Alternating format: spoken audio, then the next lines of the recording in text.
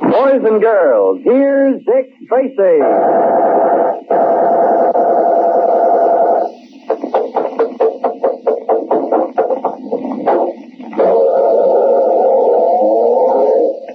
Dick Tracy calling headquarters. I'm on my way to question Junior about Tess Trueheart's disappearance. That is all. Presenting Detective Inspector Dick Tracy, protector of law and order. When the theft of a large order of industrial diamonds was discovered, Dick's only clue was an ordinary-looking lapel pin in the shape of two intertwined hearts. When noticing the same design in the tattoo on a dead man's shoulder, Dick soon learned through the Federal Bureau that the theft was the work of Nazi fifth columnists. And Tess Trueheart recognized the lapel pin as the badge of an apparently harmless social club about which she once wrote a feature article. She agreed with Dick that the club was probably a false front for Nazi activities. But when Dick had verified this, he learned that Tess had disappeared. Actually, she's the unwilling guest of the Nazi ringleader, Brinker von Ludwig. But Dick doesn't know that. While he frantically searches for Tess, von Ludwig and his hatchet-faced female assistant, Hedwig, are huddled over a secret shortwave radio. There, Brinker. Is that not our ship? Mine, Hedwig. It's a long wavelength. You should let Dolman do this. He is a radio expert. It's also extremely curious. I can manage. Jawohl. But the less we use this radio, the better. Wait, I think... No, it's just a routine weather report. Suppose something has happened to the ship. Now, what could happen to it, Hedwig? Suppose the Atlantic Patrol has challenged it. Suppose they learn it is not a Swedish merchantman. Why do you always imagine the worst? Because in this way, one is prepared for the worst. I will be already prepared for that. The ship's papers will be in perfect order. Forged, of course, but the Amerikaners will not suspect that. Do not underrate the Americans, Brinker. They make progress for an inch and talk like they've traveled a mile. But they have listening posts. If they intercept their ship's message to you... Let them. The message will be harmless enough. Meaningless, in fact. I wish there was some other way of getting those diamonds back to Germany. This is the best way, I tell you. You say that because it is your way. And may I ask, Fräulein, what is the matter with my way? Matter with it? Do you think Gundel will go to prison for a forgery he did not commit? Gundel is a Dummkopf. He'll never connect the theft of the diamonds with his membership in our club. You are so sure of everything, aren't you? What about this Dick Tracy? Will he not connect it? Let him. I have a sure way of dealing with Inspector Dick Tracy. You mean the girl in there, that reporter? Miss Trueheart, yes. Once he knows the safety depends on it, he will be reasonable, don't worry. You said Fritz Hoffman would be reasonable. How did I know Fritz would be a greedy pig? Imagine demanding $1,000 merely for acquiring diamonds with that forged receipt. And they threatened me. Imagine. I prefer not to when I remember what happened to Fritz. See that you do remember it. See that the same thing doesn't happen to you, Hedwig. They will never find me floating in the river. You need me too much.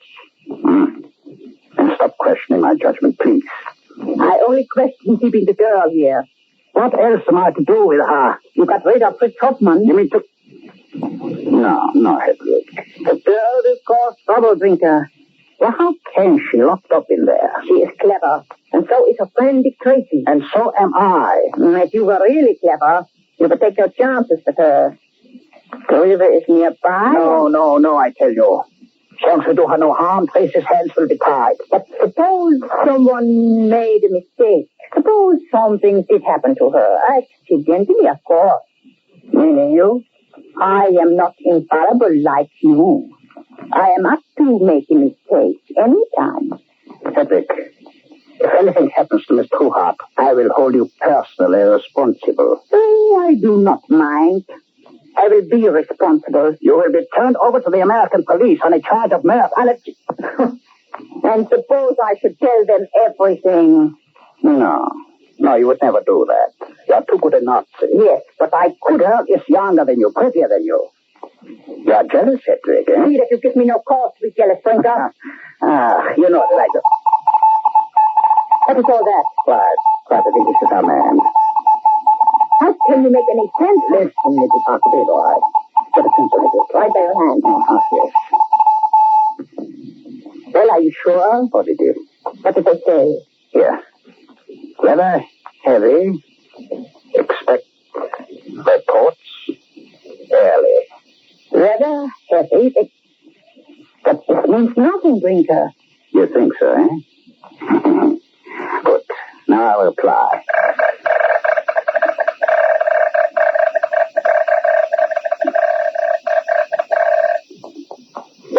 This is crazy, I tell you. All you said was clouds indicated towards you. Patience, patience. You will see. All right. Yeah, Will you be quiet?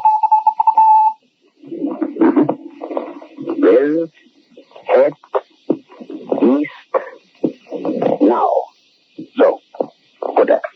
Write this down quickly.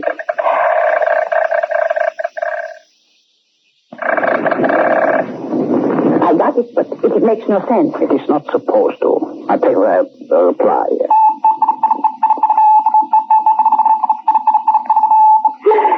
I have it, Brinker. Have overlooked rest. Yes. Now, 4 more words and we sign all.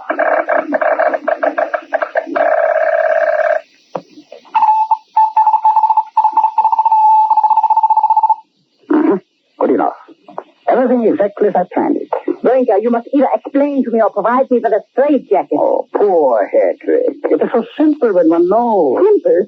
Their first message said, weather heavy, expect report early. You replied, clouds indicated towards you. And then they said, we'll head east now. Yes, it is crazy. Oh, no. You simply take the first letter of every word. The words themselves mean nothing. Only the first letters. Oh, I see. Then weather heavy, expect reports early means W-H-E-R-E. Where? Exactly. And my reply, clouds indicated towards you. C-I-T-Y. City. What's the next one? They said, will head east now. W-H-E-N. You see? Where? City. Then? All right. You said no obstacles on north. N-O-O. Noon. Then you said have overlooked west. H-O-W. How? And my last message told them. Weather abating in time. W-A-I-T. Now, you see how simple it is? You read their messages and I'll give you my answer. All right, where? City. When? Noon. How? Wait. Very clever of you, Brinker. And the beauty of it is, it sounds so harmless to anyone else. I will send Felix in a speedboat to fetch the ship's captain at noon tomorrow. And when he comes? I will deliver the diamonds and we will celebrate their handsome profit. So, what do you think of my way now, eh? I will show you at the dance tonight. You haven't forgotten the annual, I hope. Don't worry. You know, I think this social club has just about served its purpose, Hedrick. After tonight's dance, I think we will disband it. I find that lately it is more of a hindrance than a help. And especially with Gundo around. I think it would be better if we simply dropped out of the side. Now, Junior, you were the last person to see Tess before she disappeared. Gee whiz, Dick, I did my darndest to find out what was on her mind. Because you know women. Yeah, sometimes I wonder. She didn't say a thing, huh? Well, she was flying all over the place, getting her suitcase packed. Did you help her do that? Yeah, some. What'd she pack? Oh, the usual junk girls travel with lipstick. Oh, what powder. clothes, I mean? Well, she was wearing... I know what she was wearing. I talked to her in her office. What did she pack? Well, she took that blue thing. You know, the one with all that lacy stuff An on evening dress, you mean? it. Oh, if that's what you call it. The one she wore when you took her to the United Nations ball. Well, go on. She took an evening gown. Yeah. And, oh, sure, the satin slippers that go with it. Mm-hmm. Did she say anything about that lapel pin, the 2 hearts? Gee, Dick, I don't think so. All she kept saying was, boy, what a break. What a story. What a break. Yeah, when I talked to her earlier, she showed me the article she wrote about this phony social club. Then she comes home and packs a party dress and... Why, sure, that's got to be it. No, what? Let me get out that phone. Now, you've gone haywire. Not me, Junior. Tess was heading for that club. They're holding their annual dance tonight, and that's why she took a party dress. Why, it's got to be. Hello? Excuse, please. Aber, what time is the dance tonight, Fräulein? It will begin at 10 o'clock. Dankeschön. Thank you. Should I wear my tuxedo, please? If you expect to get in, you had better. Jawohl, Fräulein. Gee, Dick, I didn't know you could spout German. Don't look now, Junior, but I can. Now, let's see. By the time I get hold of Pat Patton, get home and change into my tuxedo. Why, is she going to wear a monkey suit? Well, got to, Junior. And Pat, too? Well, sure. They won't let us into the dance without them. Boy, I'd like to be there to see that. Well, just so Tess is there to see it is all I care about. Oh, boy, the thing the cop has to go through. You're not kidding, Junior? You're at least getting dressed up to meet Tess. But poor Pat hasn't even got a date. No, you're wrong. Pat's got the same date I have. You mean with Tess? Nope. The two of us have a very heavy date, Junior, with a killer. Now, hand me that phone again so I can call Pat and break the news to him. I am worried, Brinker. What? Again? Now, what is it? This dance tonight. It's open to the general public. Of course. What of it? The general public might include Dick Tracy. Let him come. If he's looking for Miss Trueheart, he won't find her. But he'll find a great deal more than he is looking for. If he thinks he knows what trouble is now, wait until he crosses mine. Detective Inspector Dick Tracy will be back tomorrow, same time, same station, with more exciting adventures. Be sure to listen. This is Don Gardner speaking.